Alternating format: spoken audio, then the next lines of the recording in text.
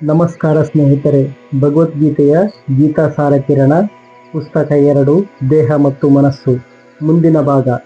ಬೇರೆ ಬೇರೆ ಜನರ ಚಿಂತನೆಗಳು, ಭಾವನೆಗಳು ಮತ್ತು ಇಚ್ಛೆಗಳು ಬೇರೆ ಬೇರೆಯಾಗಿ ಏಕೆ ಇರುತ್ತದೆ? ಇದಕ್ಕೆ ಕಾರಣ ನಮ್ಮ ಸ್ವಭಾವ. 3 ಗುಣಗಳಿವೆ: ಸತ್ವಗುಣ, ರಜೋಗುಣ ಮತ್ತು ತಮೋಗುಣ. ಗುಣ ಎಂದರೆ ಹಗ್ಗ. ಆದ್ದರಿಂದ ನಾವು ಈ ಗುಣಗಳಿಂದ ನಿಯಂತ್ರಿಸಲ್ಪಟ್ಟಿದ್ದೇವೆ ಮತ್ತು ಬಂಧಿಸಲ್ಪಟ್ಟಿದ್ದೇವೆ. ಇವು ನಮ್ಮ ಚಿಂತನೆ, ಭಾವನೆ ಮತ್ತು ಇಚ್ಛೆಗಳನ್ನು ನಿಯಂತ್ರಿಸುವ ಅದೃಶ್ಯ ಹಗ್ಗಗಳಾಗಿವೆ.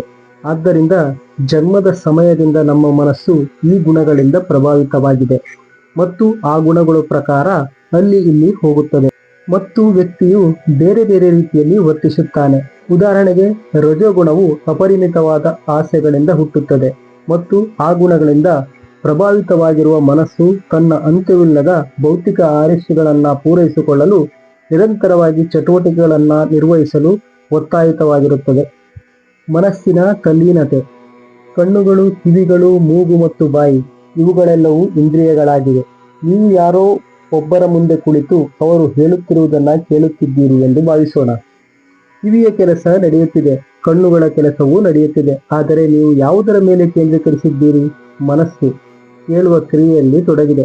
ಆದ್ದರಿಂದ ಕಣ್ಣುಗಳು ವಸ್ತುಗಳನ್ನು ನೋಡುತ್ತಿದ್ದರೂ ಅವು ನಮ್ಮ ಗಮನಕ್ಕೆ ಬರುವುದಿಲ್ಲ, ಏಕೆಂದರೆ ಮನಸ್ಸು ಕೇಳುವುದರ ಮೇಲೆ ಕೇಂದ್ರೀಕೃತವಾಗಿದೆ. ಮನಸ್ಸು ಒಂದು ಸಮಯದಲ್ಲಿ ಒಂದು ಇಂದ್ರಿಯದ ಮೇಲೆ ಕೇಂದ್ರೀಕೃತವಾಗಬಹುದು.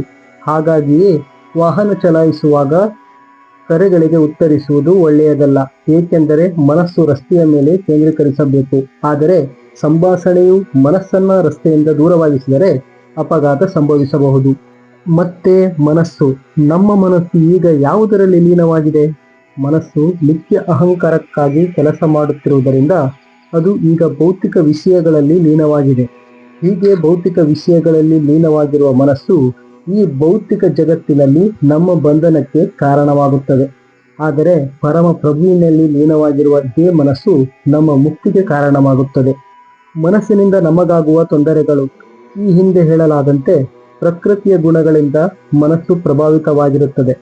ನಾವು ಪಡೆದುಕೊಂಡಿರುವ ಸ್ವಭಾವದ ಪ್ರಕಾರ ಮನಸ್ಸು ನಮಗೆ ಪ್ರಯೋಜನಕಾರಿಯಾಗುವಂತಹ ಅಥವಾ ಹಾನಿಕಾರಕ ಚಟುವಟಿಕೆಗಳಲ್ಲಿ ತೊಡಗಬಹುದು. ಕೃಷ್ಣ ಭಗವದ್ಗೀತೆಯಲ್ಲಿ ಹೇಳುತ್ತಾನೆ, ಮನಸ್ಸನ್ನ ಗೆದ್ದವನಿಗೆ ಮನಸ್ಸು ಅತ್ಯುತ್ತಮ ಮಿತ್ರ, ಆದರೆ ಹಾಗೆ ಮಾಡಲು ವಿಫಲನಾದವನಿಗೆ ಮನಸ್ಸು ಅತ್ಯಂತ ದೊಡ್ಡ ಶತ್ರುವಾಗಿ ಉಳಿಯುತ್ತದೆ. ಆದ್ದರಿಂದ ನಮ್ಮ ಮನಸ್ಸು ನಮ್ಮ ಅತ್ಯುತ್ತಮ ಸ್ನೇಹಿತ ಅಥವಾ ನಮ್ಮ ಕೆಟ್ಟ ಶತ್ರುವಾಗಬಹುದು. ರಜೋಗುಣ ಮತ್ತು ತಮೋಗುಣಗಳ ಪ್ರಭಾವದಿಂದಾಗಿ ಮನಸ್ಸು 6 ರೀತಿಯ ಮಾಲಿನ್ಯಗಳಿಂದ ಬಾಧಿತವಾಗುತ್ತದೆ. ಇವುಗಳನ್ನು ಅನರ್ಥ ಎಂದು ಕರೆಯಲಾಗುತ್ತದೆ. ಅನರ್ಥ ಎಂದರೆ ಯಾವುದು ನಮಗೆ ಪ್ರಯೋಜನಕಾರಿಯಲ್ಲವೋ ಅವು. ಶಾಸ್ತ್ರವು ಅದನ್ನು ಅರಿಷಡ್ವರ್ಗ ಎಂದು ಕರೆಯುತ್ತದೆ, ಅಂದರೆ 6 ಶತ್ರುಗಳು ಎಂದರ್ಥ. ಈ 6 ಶತ್ರುಗಳು ನಮಗೆ ಸುಮ್ಮನೆ ತೊಂದರೆ ಕೊಡುತ್ತಿರುತ್ತವೆ.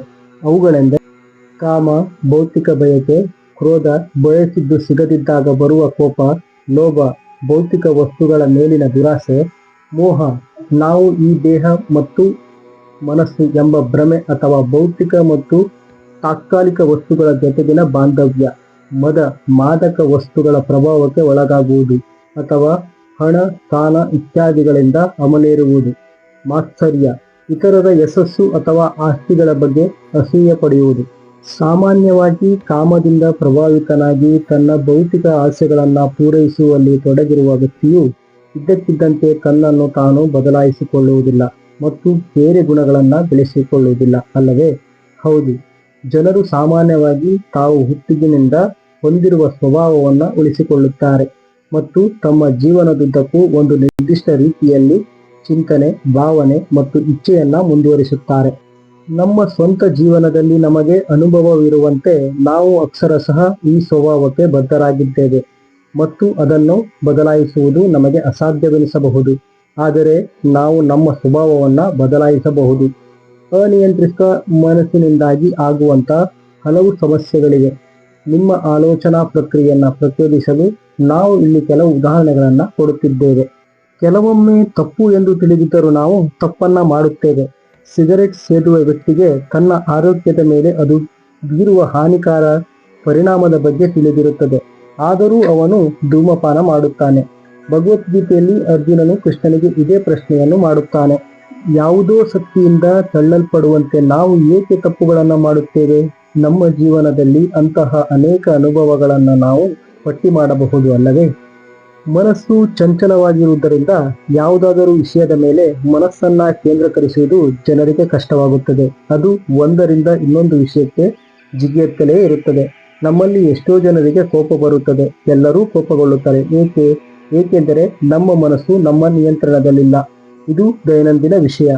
ಭಗವದ್ಗೀತೆಯು ಅಂತಹ ದಿನನಿತ್ಯದ ವಿಷಯಗಳ ಬಗ್ಗೆ ಅಗತ್ಯವಾದ ಜ್ಞಾನವನ್ನು ನೀಡುತ್ತದೆ.